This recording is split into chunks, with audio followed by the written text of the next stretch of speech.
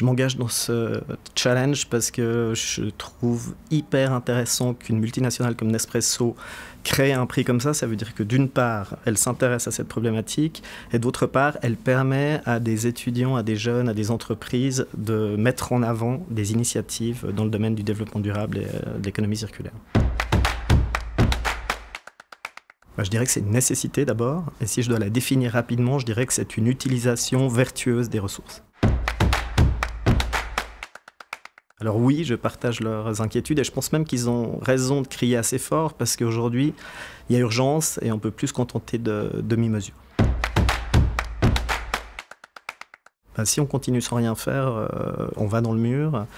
Et nous tous aujourd'hui, on portera une énorme responsabilité pour nos enfants et pour les générations suivantes qui vivront dans un monde qui est beaucoup moins sympathique qu'aujourd'hui. Alors ça, c'est une décision familiale. On a décidé de manger beaucoup moins de viande rouge à la maison. Pour moi, le facteur de succès en matière de durabilité, c'est d'abord de changer ses habitudes personnelles, celles de sa famille, celles de son entreprise. Et il faut qu'il y ait une cohérence et qu'on y croie et qu'on agisse sur tous ces aspects. Les PME suisses, elles sont très bien placées, comme souvent la Suisse dans tous les classements. Je me rappelle notamment d'une étude qui a été réalisée par Commerzbank Suisse en 2021 qui disait que 86% des dirigeants d'entreprises considèrent aujourd'hui que le développement durable est totalement nécessaire à leur viabilité à long terme. Alors PME, c'est un mensuel, c'est un objet qu'on a envie de garder. En plus, chaque exemplaire de PME passe en moyenne entre 5 mains. Et en plus, on imprime sur du papier recyclé. En Suisse, on recycle beaucoup de papier, je crois que c'est plus de 82%. Et nos lecteurs, on leur a demandé, êtes-vous prêts à faire le saut vers le 100% digital? Et ils ne veulent pas. Donc du coup, on va continuer encore un moment. Je pense qu'on sera sur le bon chemin quand l'économie circulaire ne sera plus une option, mais un réflexe.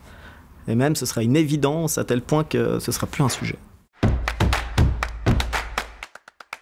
Pour les jeunes aujourd'hui qui ne savent pas trop ce qu'ils veulent faire de leur vie professionnelle, je leur dirais qu'il y a vraiment un champ des possibles qui s'ouvre dans le domaine du développement durable et des dizaines de milliers de postes vont se créer ces prochaines années dans ce secteur-là.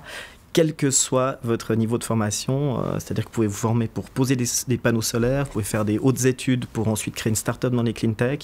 Et ça, c'est extrêmement intéressant. Et je dirais que grâce à tous ces jeunes et à tout ça, la Suisse pourra certainement jouer un rôle important pour inspirer d'autres pays dans le monde. J'espère qu'il y aura le plus de candidatures à ce Startup Challenge parce que ça va être une belle aventure et puis c'est une opportunité pour tout le monde.